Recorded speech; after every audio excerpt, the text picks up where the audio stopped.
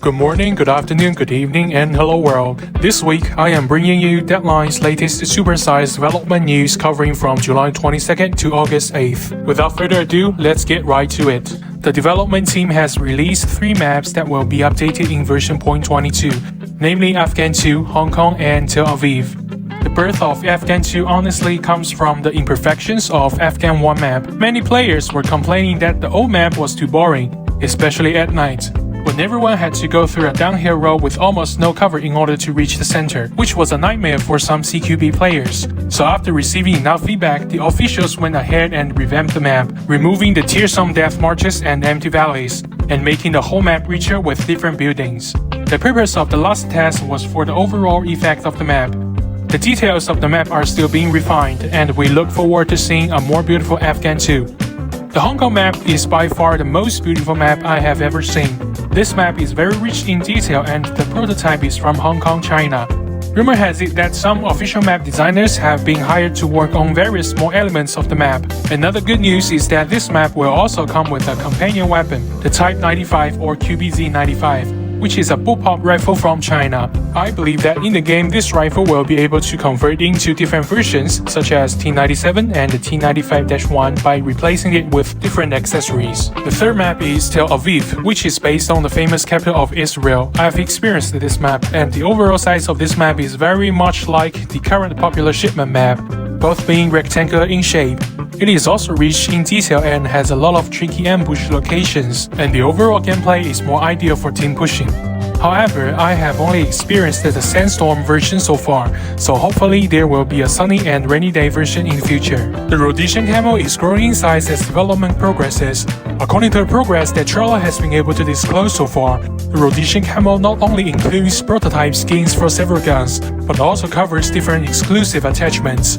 This image shows all the attachments that are currently in progress. The Rhodesian camo is priced at 200 ROBLOX, which is a great value. Red camo is also being added, and notably this time a new short handguard for AR has been revealed. This is a good news for those who like the 9mm AR carbine. The gun is currently lacking a handguard variant. Back to this week's SCAR special, this time SCAR H finally gets its first upper receiver named Cypher Rex, which aims to replace the factory upper receiver and make the gun more tactical. The SCAR H also gets its third drum mag, the X25 from X product, with a 50-round capacity and a more compact look. For those of you who like AUG, please don't miss out. This time AUG finally gets a new muzzle device and a compatible new silencer. However, I think AUG is still too lacking in attachments at the moment, and I hope that in the future AUG will have an official lower rail to load the foregrip. Moreover, AUG has got a new stock, Fine Ballistic Tools AUG carbon fiber stock. Carbon fiber is a very light but strong material, so this will be lighter than other stocks according to the dev teams. Personally, I guess this carbon fiber stock can provide more ergonomics. This very handsome Badger Ordnance COMM as well as the C1 batch of mounts are the newest LPVO mounts in the game, and players can use them in different combinations for different functions, such as adding offset scope. It is worth noting that this combo is fully sponsored by crowdfunding community, thanks to them. Regarding barrels, here are a set of extended barrel units in 9mm, 7.62 Soviet, 5.56 and 7.62 NATO respectively. This should be able to be matched with different muzzle devices, especially for those ones that have better stats but weren't compatible. Last but not least, the T1 red dot got a rework, and with it came its mount. I personally love the look, but a lot of players think it's ugly. What do you guys think? If there is a desired attachment that you wish to have in the game but it hasn't been added to the game yet, you can take part in the crowdfunding community by visiting the crowdfunding channel in Deadline Discord. The steps are simple. Join the crowdfunding channel, wait for the time to open for the season, submit your proposal, wait for admins to approve and you down pay 25% at the start. When the funding is complete, then your favorite attachments will appear in the target channel. Of course, if you are so desired to have something into the game, you can pay fully instead of just 25%. Leaving the crowdfunding community, your dream will come true. Finally, 0.22 can support ammo resupply. However, you will need to have captured the objective before you can use the ammo resupply site on the map. The way to resupply is very simple. Press F. It is still doubtful if grenades will be resupplied. Please wait for further development.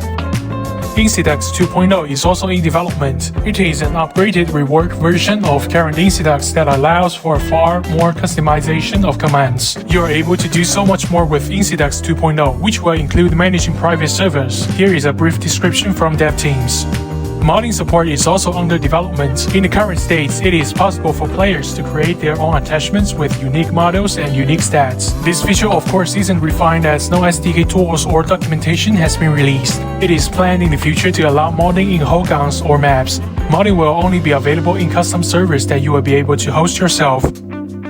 Simple environment destroying effects are in development. Hopefully there will be more small items that can be destroyed on the map in the future to make the map more detailed. Security grenades were redone this week as well. Also adding animations for safety pins and pull ring disengagement. Dev teams have discovered for a long time that all AK-related accessories were one size smaller than expected. And this time they couldn't add the SCAR 47 to the game thanks to AK Max being too small, and therefore they worked a few hours to resize everything carefully. This includes both AKs and their accessories. And after working hard this week, all AK-related accessories are now back to their normal size. The E-class scope, which was previously considered too large by players, now looks normal due to the changing AK size. At the same time, the size of SA-58 and the idle position have been adjusted. The hit log at the end of the battle is also starting to show more information, including damage, distance, caliber, weapon, and details. The decorative features of the AR series are also one of the biggest attractions of this release. And now the AR's handguard and magazines are starting to support tape decorations as well. I am a huge fan of this feature and hope that all types of pistol grips will support it as well. Plus, the second big news this week is that all optics are now finally prioritized over iron sights. A very large number of players were very unhappy with the prioritization of iron sights, and I am one of them. The AK-12 and AK-308 with optics always needed to be switched by pressing Y after the players respawn again. This will not happen anymore. Point 22 will be updated with new hit particles and hit stickers and new changes to the leaderboard. Looks good, doesn't it?